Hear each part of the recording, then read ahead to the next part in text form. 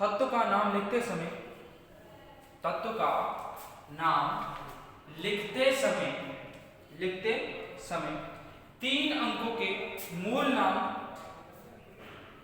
तत्व का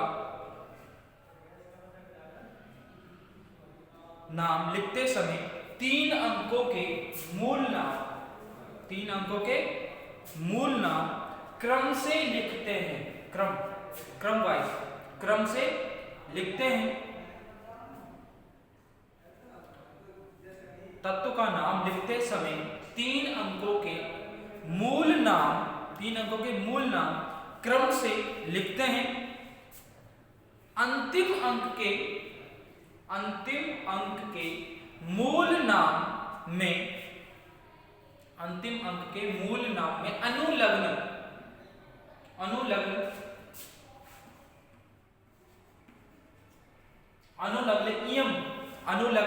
इयम, हिंदी में लिख लेना अनुलग्न इयम लगाते हैं, इयम लगाते हैं। रूल नंबर 4 कौन सा? रूल नंबर 4 क्या था कि हम अंग्रेजी वर्णमाला, अंग्रेजी में नाम लिखते समय कुछ जो लेटर हैं, कुछ अक्षर हैं, उनको हटा देते हैं। ठीक है, तो लिखना कुछ स्थितियों में नामों को छोटा करने के लिए, कुछ स्थितियों में नामों को छोटा करने के लिए, नामों को छोटा करने के लिए अंग्रेजी के बीच के किसी अक्षर को, अंग्रेजी के बीच के किसी अक्षर को हटा दिया जाता है, बीच के किसी अक्षर को हटा दिया जाता है। क्लियर? अब एग्जांपल्स लिखते हैं। ठीक है, इस कॉलम में लिखना परमाणु क्रमांक, नाम, wait a minute, who the hell are you, कौन है भाई? ओके चलो, who the hell are you कौन था? कॉल कर रहा था भैया ना। नाम IUPAC नाम और संकेत, यहां लिखते हैं संकेत। ठीक है, परमाणु क्रमांक 101। ठीक है, नाम देखो, 1 के लिए क्या है? अन। ठीक है, और 0 के लिए नील और अन, 1 के लिए फिर अन, तो अनिल, अन। और मैंने कहा था लास्ट के अंक यानी 1 है, इसमें अनुलग्न इयम लगाते हैं। क्या लगाते हैं? इयम। हिंदी में लिख लेना अनिल, ऐसे अनिल,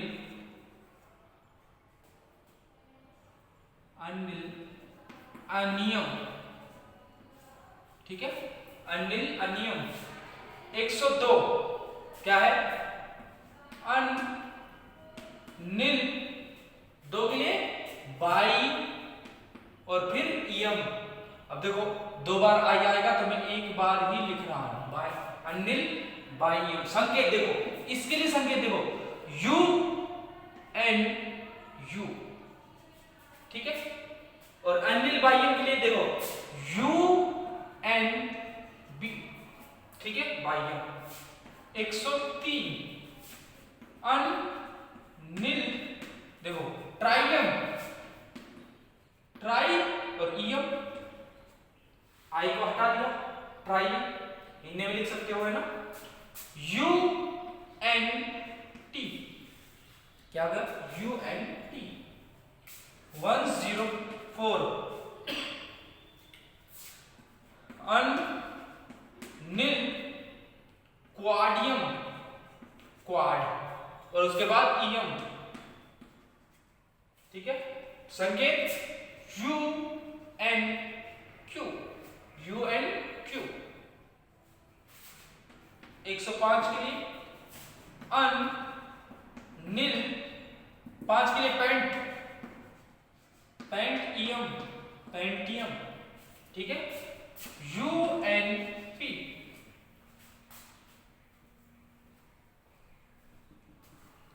ओके, ठीक है। और 106 के लिए अनिल हेक्सियम, संकेत UNH, H को स्मॉल लिखना, X, हेक्सियम। 107 के लिए अनिल सेप्टियम, UNS। 108 के लिए अनिल और ऑक्टियम, UNO। 109 नीलियम, ठीक है, और संकेत क्या है, UNE, ठीक है। और 110 देखो ध्यान से, दोबारा क्या है 1, तो अन 0 के लिए नीलियम, नीलियम,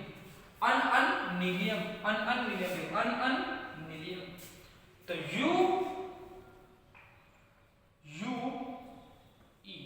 क्या है, नहीं UUN, ये लिखोगे जल्दी से लिखो, लिख लिया होगा वैसे तो, साथ के साथ लिख रहे थे ना, जल्दी से, फास्ट,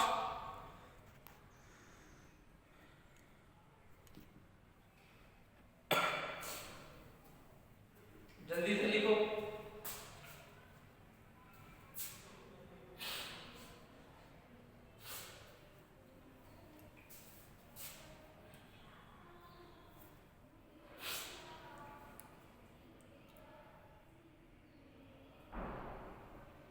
एक नोट डाल के लिखना और यूनिट खत्म होगी, नोट डाल के लिखना, ठीक है। मैंने कहा था इस डैश का कोई मतलब नहीं है ना। जब नाम आप लिखोगे, जैसे एग्जाम में पूछा जाए, जैसे मैंने कहा 106 का लिखना है, तो 106 का क्या लिखोगे, अनिल हेक्सियम, ऐसे लिखोगे। बाकी हिंदी में लिख देना, कोई इश्यू नहीं है ना। तो ऐसे लिखोगे, डैश नहीं लगाओगे, ठीक है। तो मैं लिखवा रहा हूं, इस डैश का कोई मतलब नहीं है, लिखना। यहां IUPAC नाम के मध्य, यहां IUPAC नाम के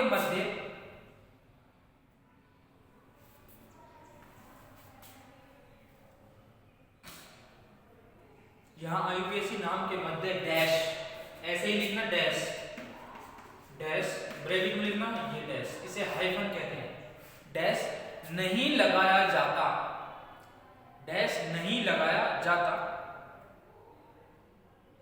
ये नाम किस प्रकार बने हैं, ये नाम किस प्रकार बने हैं, ये नाम किस प्रकार बने हैं, यह स्पष्ट करने के लिए डैश लगाया गया है। यह नाम किस प्रकार बने हैं, यह स्पष्ट करने के लिए डैश लगाया गया है। उदाहरण लिख देना, 106 है ना, 106 लिख दो, 109 लिख दो, जो आपकी मर्जी पड़े। 106 तो दिखाओ अनिल हेक्सियम, बिना हाइफन, बिना डैश के, और उसके सामने लिख लेना UNH,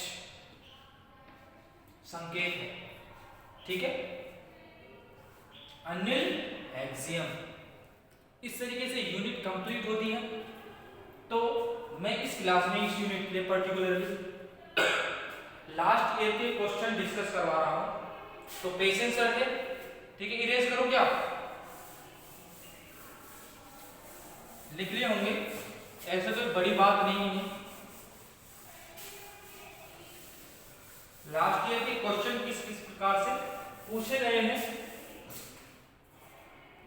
लेट्स स्टार्ट। मेरे पास बुक है ना, देखो इसने पूछा है निम्नलिखित आयनों के आद्य अवस्था में, क्या लिखा ध्यान से सुनिए,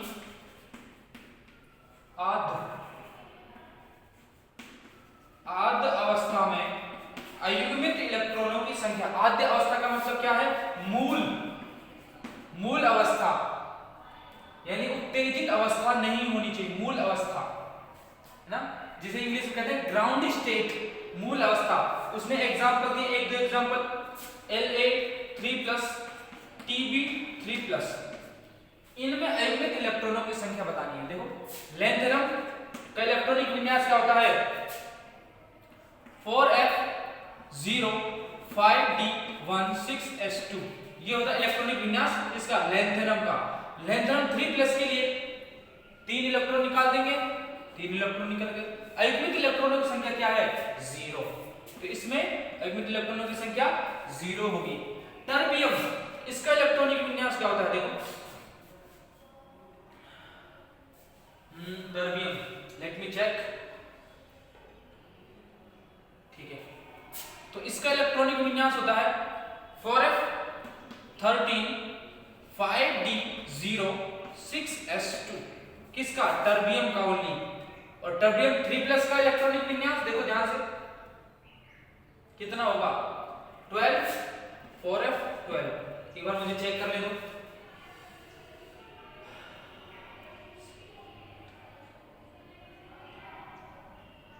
एक मिनट, ये नहीं होता, ये होता है, एक मिनट,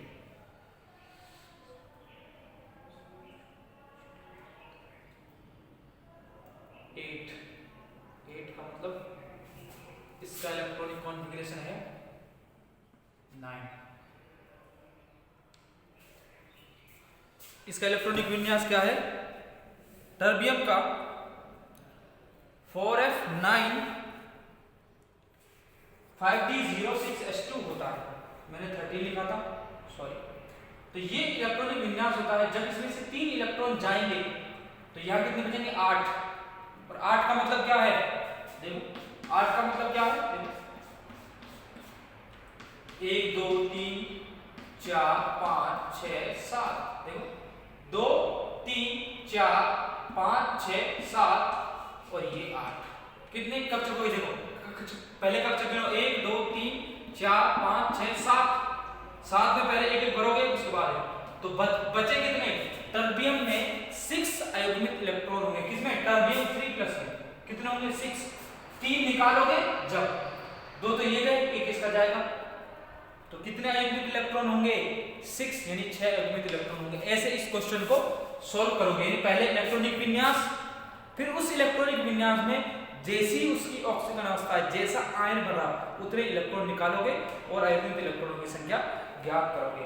नेक्स्ट क्वेश्चन है, लैंथेनाइडों के चुंबकीय गुण पता है तुम्हें, चुंबकीय गुण में दोनों कक्षीय जो गति है और चक्रण गति, उन दोनों के कारण जो चुंबकीय आघूर्ण उत्पन्न होता है वो दोनों का मिला के होता है। और किससे ज्ञात करते हैं, रसेल सॉल्डर यानी रूसेल सॉल्डर्स नियम से। और L और S क्वांटम संख्या युग्मित होकर नई क्वांटम संख्या क्या देती है, J देती है, और उससे यानी रसेल सॉल्डर्स फॉर्मूले से हम उनका चुंबकीय गुणों का कैलकुलेशन करते हैं।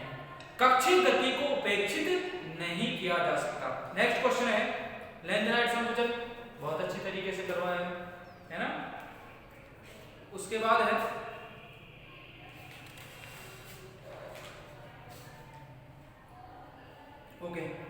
उसके बाद है तत्व नंबर 106 107 8 9 के IUPAC नाम का प्रतीक संकेत एक बात है, लिख सकते हो, अभी करवाया है इसी क्लास में, ठीक है।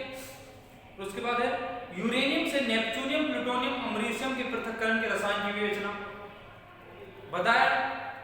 पहले यूरेनियम से किसका, नेपच्यूनियम का, फिर नेपच्यूनियम से प्लूटोनियम के 4 समस्थानिकों का निर्माण किया था। फिर नेपच्यूनियम कौन सा, 94,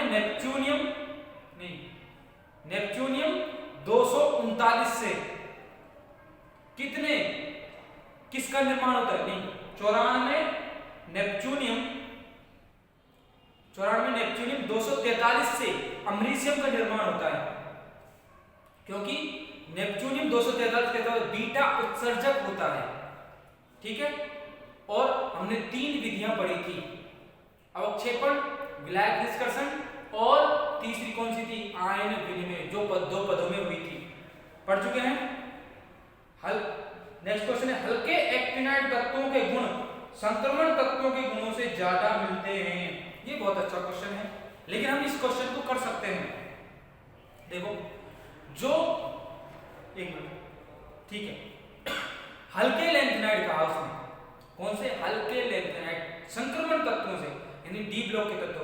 जो संक्रमण तत्व है वो क्या? परिवर्तनशील ऑक्सीकरण अवस्थाएं दिखाते हैं, और एक्टिनाइड भी परिवर्तनशील ऑक्सीकरण अवस्थाएं प्रदर्शित करते हैं। ठीक है, यही कारण है कि दोनों संक्रमण तत्व और एक्टिनाइड दोनों परिवर्तनशील ऑक्सीकरण अवस्थाएं प्रदर्शित करते हैं। नेक्स्ट क्वेश्चन पूछा है, तत्व संख्या 97 100 का प्रतीक एवं इलेक्ट्रॉनिक विन्यास। 97 क्या होता है? निकाल सकते हैं, और 100 के लिए क्या होता है? 99 तो होता है एस्टीनियम, और 100 होता है फर्मियम। ठीक है, फर्मियम है 100, और 97 होता है बर्गीलियम। ठीक है, और 98 होता है कैलिफोर्नियम। ठीक है, उसके बाद है लैंथेनाइडों का इलेक्ट्रॉनिक विन्यास कर सकते हो। ठीक है, नेक्स्ट क्वेश्चन है, ऑक्सीकरण अवस्था कर लोगे। चुंबकीय गुणों के बारे में हमने चर्चा की थी, लैंथेनाइडों के चुंबकीय गुणों के बारे में की थी ना, रसेल सॉल्डर्स तक जाएंगे। और उसके बाद पूछा है, एक्टिनाइड तत्व अधिक संख्या में जटिल यौगिक बनाते हैं। जटिल यौगिक से मतलब क्या है? जटिल यौगिक से मतलब है संकुलों से। उन्होंने पूछा कारण समझाइए, कारण समझाइए किसका? एक्टिनाइड तत्व अधिक संख्या में जटिल यौगिक यानी संकुलों का निर्माण करते हैं। संकुलों का निर्माण करते हैं, क्यों करते हैं? क्योंकि ये अपने कोष का विस्तार कर सकते हैं। कैसे विस्तार करते हैं? परिवर्तनशील ऑक्सीकरण अवस्था दिखाते हैं, और 5F के इलेक्ट्रॉन कहां जा सकते हैं? 7s में 7p में जा सकते हैं, इसलिए संकुलों का निर्माण कर सकते हैं। एक बात और बताऊं जो मैंने लिखवाई नहीं है, एक बात और लिख दो कि 5F के लिए बंधन ऊर्जा कम होती है, यानी बंध बनाने के लिए कम ऊर्जा की आवश्यकता होती है, इसलिए जटिल यौगिकों यानी संकुलों का निर्माण होता है।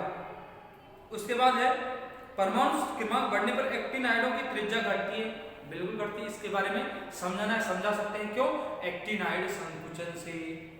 ठीक है, ऐसा क्यों हुआ? एक्टिनाइड संकुचन, जैसे लैंथेनाइड संकुचन था ऐसे एक्टिनाइड संकुचन, थोड़ा सा लिखेंगे, और उसके बारे में जैसे लैंथेनाइड में लिखा था ऐसे ही। अति भारी तत्वों के बारे में पूछा, लिख देंगे।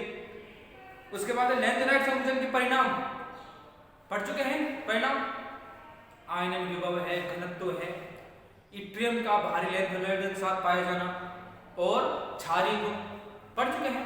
ठीक है, लैंथेनाइड चुंबकीय गुण हो गया। लैंथेनाइडों का आयन विनिमय रेजिन द्वारा पृथक्करण करवाया है। लैंथेनाइडों के लिए आयन विनिमय रेजिन विधि करवाई है, लिख देंगे, कोई इश्यू नहीं है।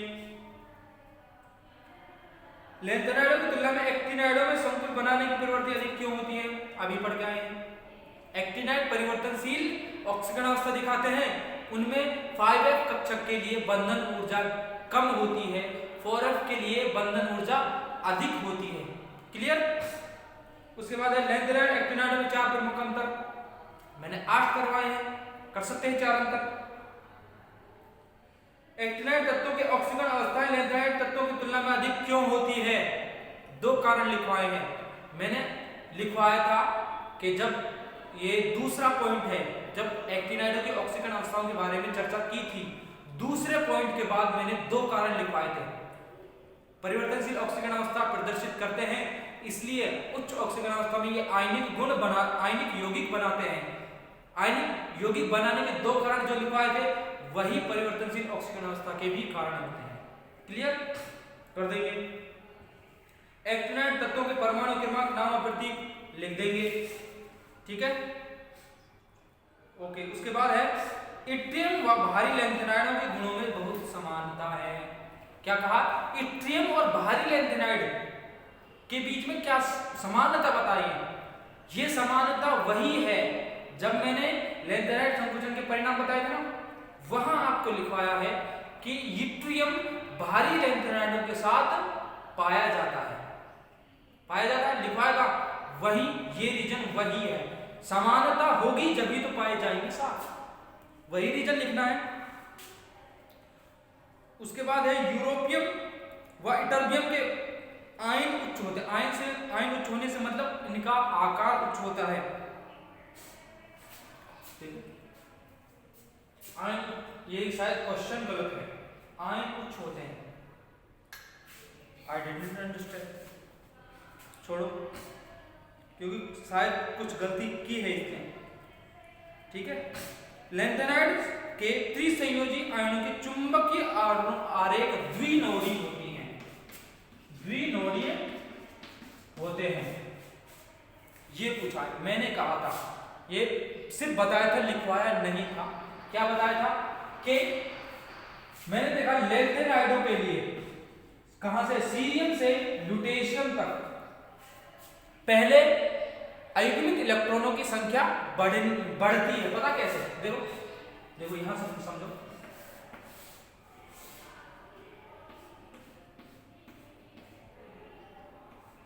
ठीक है, देखो सीरियम में एक इलेक्ट्रॉन यहां है, अयुग्मित इलेक्ट्रॉन कितने हैं? 1। प्रोसोडायमियम में इलेक्ट्रॉन यहां है, तो यहां एक इलेक्ट्रॉन, ये इलेक्ट्रॉनिक विन्यास प्रोसोडायमियम का है। ठीक है, उसके बाद नियोडायमियम ऐसा है, उसके बाद प्रोमीथियम ऐसा है। यानी जैसे जैसे एक्टिनाइड श्रेणी में या लैंथेनाइड श्रेणी में बाएं से दाएं जाते हैं तो अयुग्मित इलेक्ट्रॉनों की संख्या बढ़ती है। और अयुग्मित इलेक्ट्रॉनों का फॉर्मूला क्या था? n+2 ये था। तो अयुग्मित इलेक्ट्रॉन बढ़ते हैं तो चुंबकीय आघूर्ण भी बढ़ना चाहिए। तो ग्राफ बनाना चाहे तो कैसा बनेगा? देखो पहले चुंबकीय आघूर्ण बढ़ेंगे, उसके बाद देखो जैसे ही इलेक्ट्रॉन फिल हो जाएंगे सारे साथ के साथ, उसके बाद 8वां इलेक्ट्रॉन यहाँ आएगा, 9वां यहाँ, 10वां यहाँ, 11वां। तो ऐसे जैसे अयुग्मित इलेक्ट्रॉन घट रहे थे ऐसे ही, जैसे अयुग्मित इलेक्ट्रॉन बढ़ रहे थे ऐसे ही अयुग्मित इलेक्ट्रॉनों की संख्या घटती है। तो एक स्थिति पे जाके यह चुंबकीय आघूर्ण मैक्सिमम हो जाएंगे और फिर घटते जाएंगे। लेकिन हमने देखा लैंथेनाइडों के लिए चुंबकीय आघूर्ण के मान इस प्रकार से, इस फॉर्मूले से ज्ञात नहीं किए जाते। वो किससे किए जाते हैं? इस फॉर्मूले से, 3/2 वाले से किए जाते हैं। 3/2 plus SS+1 minus LL+1/2 JJ+1 bracket बंद अंडर रूट JJ+1, इस फॉर्मूले से ज्ञात किए जाते थे। उनसे मान जब ज्ञात किए गए तो वो मान ऐसे थे, ऐसे थे, ऐसे। और ये कैसी है? नोड कितनी है? 2। ये देखो 2 नोड है, तो इसलिए कहा द्विनोडीय चुंबकीय आघूर्ण होते हैं। तो रीजन बताएगा जो कक्षीय चक्रण की कक्षीय गति के कारण जो चुंबकीय आघूर्ण को हम उपेक्षित कर रहे थे, यहां वह उपेक्षित नहीं होता। ये रीजन बताना है। इस वजह से जो आरेख है वो द्विनोडीय आता है। That's it. नेक्स्ट है प्रोमीथियम तथा उसके यौगिक प्रकृति में नहीं पाए जाते। लिख लो, क्वेश्चन डाल के लिख लेना। प्रोमीथियम तथा उसके यौगिक प्रकृति में नहीं पाए जाते, क्यों? क्वेश्चन डाल के लिखना, प्रोमीथियम तथा उसके यौगिक प्रकृति में नहीं पाए जाते। प्रोमीथियम, मैंने कहा था प्रोमीथियम कैसा होता है? रेडियो एक्टिव होता है। और वह किसके विखंडन से? यूरेनियम के विखंडन से बनता है। जो यूरेनियम के विखंडन से बन रहा है और उसके यौगिक नहीं मिलते हैं, क्योंकि प्रोमीथियम की अर्ध आयु करीब 2.5 वर्ष होती है। कितनी होती है? 2.64 वर्ष होती है। तो अर्ध आयु इतनी होती है, इसलिए यह यौगिकों का निर्माण नहीं करता। तो लिख देना। और प्रोमीथियम कैसा है? बीटा उत्सर्जक होता है। कैसा होता है? बीटा उत्सर्जक। तो लिख लेना, प्रोमीथियम एक बीटा उत्सर्जक होता है। प्रोमीथियम एक बीटा उत्सर्जक होता है तथा यह यूरेनियम 238 के विखंडन से बनता है। यूरेनियम 238 के विखंडन से बनता है। इसलिए प्रोमीथियम तथा इसके यौगिक प्रकृति में नहीं पाए जाते। प्रोमीथियम तथा इसके यौगिक प्रकृति में नहीं पाए जाते। उसके बाद है, देखो बहुत अच्छा क्वेश्चन है। टर्बियम, होल्मियम तथा इर्बियम के त्रिसंयोजी आयनों का चुंबकीय आघूर्ण गैडोलिन 3+ के त्रिसंयोजी आयनों से कम होता है। यानी इसने कहा है टर्बियम 3+, होल्मियम 3+ और इर्बियम यानी Er3+ का चुंबकीय आघूर्ण ज्यादा होता है। इससे गैडोलिन से मैंने बताया था और मैथमेटिकली बताया था, गणितीय रूप से व्याख्या की थी कि ऐसा क्यों हुआ। क्योंकि यहां अगेन वही बात कि इनमें जो चक्रण है, कौन सा चक्रण, कौन सी गति, कक्षीय गति उपेक्षित नहीं होती। कक्षीय गति द्वारा चुंबकीय आघूर्ण को उपेक्षित नहीं किया जा सकता। बात है चुंबकीय आघूर्ण को उपेक्षित करना।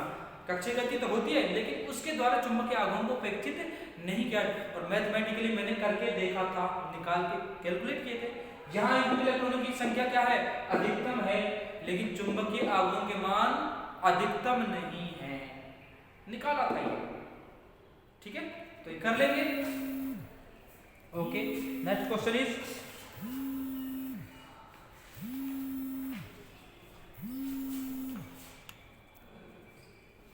नेक्स्ट क्वेश्चन है अति भारी तत्व। कर लोगे? लैंथेनाइड संकुचन हो जाएगा। लैंथेनाइडों के गुणों पर इसका क्या प्रभाव पड़ता है? लैंथेनाइड संकुचन का कहा है, कर लेंगे। एक्टिनाइडों के रंग एवं अवशोषण स्पेक्ट्रा, मैंने कहा था या तो स्पेक्ट्रम पूछे या अवशोषण स्पेक्ट्रा कहेगा। लास्ट क्लास में करवाया है रंग और अवशोषण स्पेक्ट्रा, कर लेंगे। एग्जैक्टली वही लिखना है। अवशोषण स्पेक्ट्रा से कंफ्यूजन मत होना। अवशोषण स्पेक्ट्रा से मतलब ये कि एनर्जी का अवशोषण से, दैट्स इट, और उसका स्पेक्ट्रम प्राप्त किया जाता है। ये अवशोषण स्पेक्ट्रा है, ठीक है। नेक्स्ट है 10वां, लैंथेनाइडों की सामान्य ऑक्सीजन अवस्था +3 है, जबकि यूरोपियम एवं इटरबियम की +2 है। लैंथेनाइडों की क्या है? सामान्य ऑक्सीजन अवस्था +3 है। और इसने कहा है यूरोपियम व इटरबियम YB की ऑक्सीजन अवस्था क्या है? +2 है। देखो इसका इलेक्ट्रॉनिक विन्यास क्या होता है? यूरोपियम इसका होता है 4f7 5d06s2। अब देखो 2 इलेक्ट्रॉन जाएंगे तो यहां इसका क्या है? अर्धपूरित है, और ये क्या है? स्थायी इलेक्ट्रॉनिक विन्यास है, ठीक है। इस वजह से +2 दिखाएगा। और ये क्या है? 4f, इटरबियम के लिए क्या है? 4f14 5d06s2। तो ये भी 2 इलेक्ट्रॉन जाएंगे, तो ये भी स्थायी है। तो ये दोनों क्या दिखाते हैं? +2 दिखाते हैं, ठीक है, स्थायी वाली। और आगे कहा है टर्बियम की कौन सी ऑक्सीजन अवस्था स्थायी है? टर्बियम यानी Tb कौन सी ऑक्सीजन अवस्था, कौन सी स्थायी ऑक्सीजन अवस्था प्रदर्शित करता है +2 के अलावा? इसका इलेक्ट्रॉनिक विन्यास अभी लिखा था, क्या लिखा था? 4f9 5d06s2। ध्यान से देखो, 2 इलेक्ट्रॉन लूज करेगा तो क्या दिखाएगा? +2 दिखाएगा। +2 तो दिखाता ही है।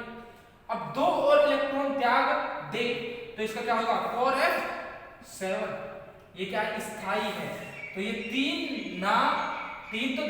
भी दिखाता है, लेकिन इसके अलावा ये क्या दिखाएगा? +4 भी दिखाता है। क्यों? क्योंकि 4 इलेक्ट्रॉन त्यागने पर इसका अर्धपूरित विन्यास होता है, जो कि क्या है, स्थायी है। क्लियर। उसके बाद है